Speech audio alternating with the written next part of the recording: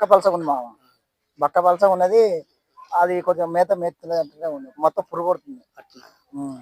పురుగు దానికి జబ్బు వచ్చింది. డబ్బు వచ్చిందా? పురుగు వచ్చింది అనుకో, ఉమ్.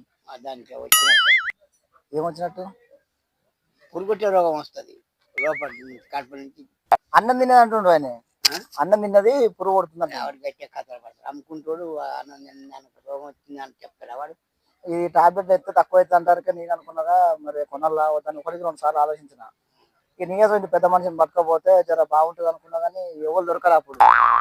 అట్లా నేను వద్దునుగా గింత ఉంది. ఇట్లా పట్టుకున్నా, ఇట్లా ఇది పడతారు వెనక. వెనక ఇది పట్టగానే గింత ఉంది మామ. గింత ఉంది. ఇక గింత గింత గింత ఉంది. ఏమొద్దులే, ఎంత పోయి పోవచ్చు. ఎంత పోయిందో ఆయన అంటుండు. 9,000 రూపాయలు, 9, 10,000 అంటుండు. ఎందుకు దానికి కట్టాలి? నాకే ఇక వద్దనిపించింది. నాకు ఆ కూరలు